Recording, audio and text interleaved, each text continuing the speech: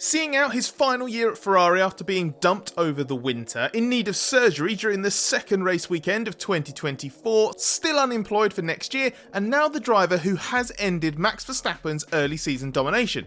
This is a weird time to be Carlos Sainz.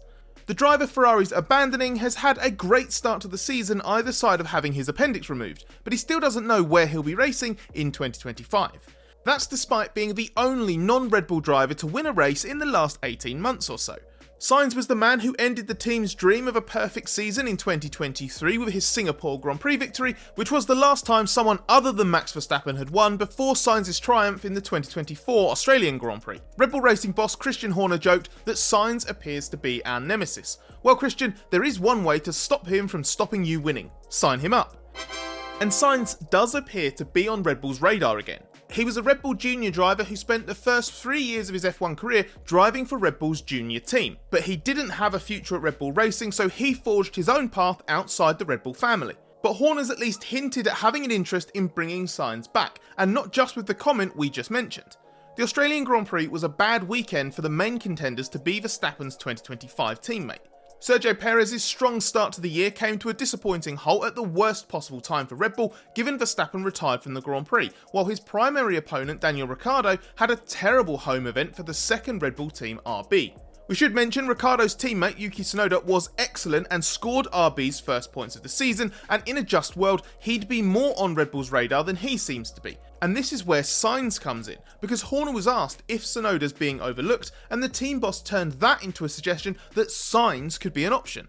He said, "Yuki's a very quick driver, we know that, but we want to field the best pairing that we can at Red Bull Racing, and sometimes you've got to look outside the pool as well. You've had a very fast unemployed driver win the race, so the market is reasonably fluid with certain drivers." The fact Horner turned a Tsunoda question into an answer that brought Sainz into the conversation was surely deliberate. So Horner was asked, would you take Sainz back? And the answer, based on a performance like that, you couldn't rule any possibility out. Red Bull is not going to rush its driver decision for 2025, but it would be negligent for any team with a vacancy, including Red Bull, to not consider signing Sainz. Horner's demand is that Red Bull fields the best pairing we can, and there's no doubt Sainz would be an upgrade on Perez and is a more convincing alternative than Ricciardo or Tsunoda. He's a very good driver who was underrated by many outside the F1 paddock and more than a few in it when Ferrari picked him to replace Sebastian Vettel in 2021. Intelligent, hard-working, wonderfully adaptable and faster than you think, he's performed well against Verstappen as rookies at Toro Rosso, Lando Norris at McLaren and now Charles Leclerc at Ferrari. It's probably the slightly underwhelming year and a bit at Renault after Sainz forced that exit from Red Bull on his own terms in late 2017 that has coloured people's opinions of him slightly, and he maybe misses the last fraction of pace to be a consistently mega qualifying threat. But he is a formidable all-round driver who has proven that at his peak he can compare very well to some of the most highly rated stars in F1. One potential hurdle for a Red Bull return is that Sainz was, if anything, too good alongside Verstappen as rookies. There was a lot of tension there, and not exactly between the two drivers, who have a strong relationship. Their fathers, Carlos Sainz Sr. and Jos Verstappen, are big fixtures in their careers, and the respective entourages ended up creating quite a toxic atmosphere at Toro Rosso. Not our words, the words of Red Bull Motorsport advisor Helmut Marko. That played a part in Sainz feeling like he didn't have a Red Bull Racing future years ago, and it might not be something Red Bull is keen to revisit. There are also some close to Sainz who suspect Max Verstappen wouldn't welcome Sainz there either. Maybe because it risks being disruptive, but maybe because Sainz is too good to be the kind of easily beaten number 2 driver that Verstappen's enjoyed having since Ricciardo left at the end of 2018. Red Bull's perfect start to 2024 went up in flames quite literally in Australia as Verstappen retired early on when a malfunctioning right rear brake caught fire, which gave Sainz the perfect chance for an unlikely audition. Ferrari has looked the best placed team to sneak a win this season, but its 1-2 finish in Melbourne was obviously a surprise and aided by Red Bull's meltdown. But it's not just the nature of how Red Bull has dominated 2024 so far that made Sainz's win a shock. It was possible that Sainz would miss this race entirely. After all, he only had surgery to have his appendix removed 2 weeks ago. Sainz withdrew from the previous race weekend in Saudi Arabia where he was replaced by Ollie Bearman after falling ill. He initially thought it was food poisoning, but was diagnosed with appendicitis on Friday morning in Jeddah and underwent surgery immediately, before setting his sights on an instant return to the grid in Australia. He knew he wouldn't be at 100% owing to his compromised preparation. The first week of his recovery was difficult and he wasn't able to do any significant training, so relied heavily on his underlying fitness levels this weekend. And he coped very well. Physically, he was mostly fine, aside from the wonderfully colourful description that when you're pulling high G-forces, you feel your insides kind of moving around more than before, and he was also feeling stiff by the end of the race. Performance-wise, Sainz clearly didn't suffer.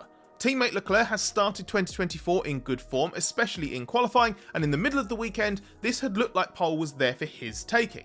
But it was Sainz who coped better than Leclerc with how the Ferrari reacted to the softest compound Pirelli C5 tyre used in qualifying, alongside higher track temperatures and changes in wind speed and direction. That's why Sainz was the Ferrari driver on the front row and best placed to blast past Verstappen as the Red Bull ailed.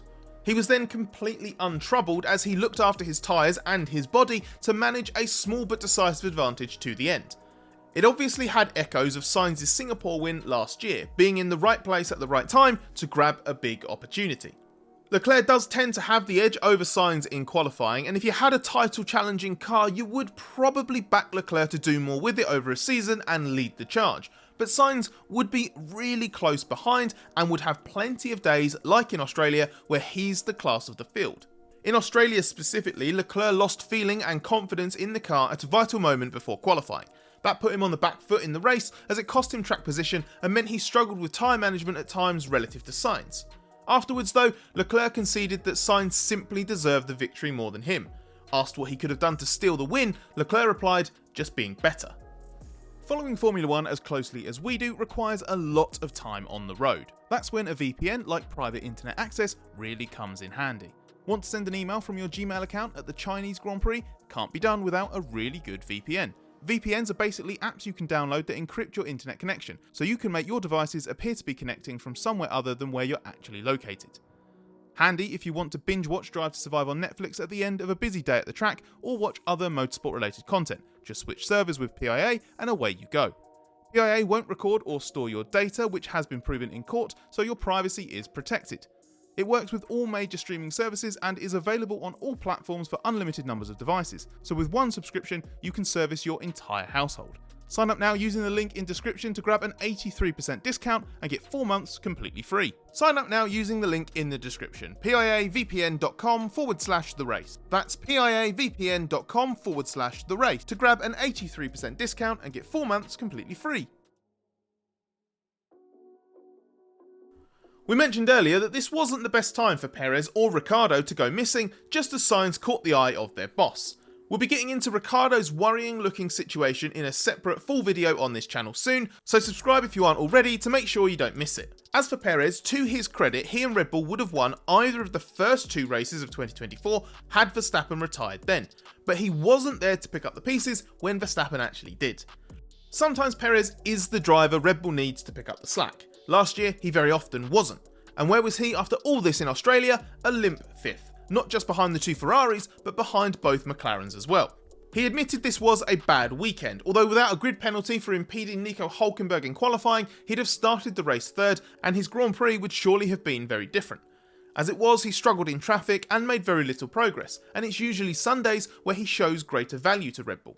Perez seemed to suggest afterwards that Ferrari would have beaten Verstappen even without the world champion's retirement, which feels like a bit of a convenient argument to make. Horner only said that Perez himself would have struggled to beat Ferrari without his grid penalty. Horner did at least offer possible mitigation for why Perez finished a minute off the win and 20 seconds behind the next driver ahead of him. He said Perez probably wasn't aware that he'd picked up an errant visor tear off passing Fernando Alonso mid-race that got lodged in a sensitive place in the floor and caused a significant load loss. But even before that, Perez certainly didn't look like mounting a charge to victory and admitted he felt the balance was always a step off. In the grand scheme of things, Red Bull's only missed out on another win 3 races into a 24 race season where it clearly has the fastest car and will most likely win both titles with ease. But Red Bull hasn't dominated F1 for the last few seasons by taking a what does one win matter anyway attitude. Perez did play a part in not being there when Red Bull needed him to be, just when a new contender to take his seat reminded everybody just how good he is at being in the right place at the right time.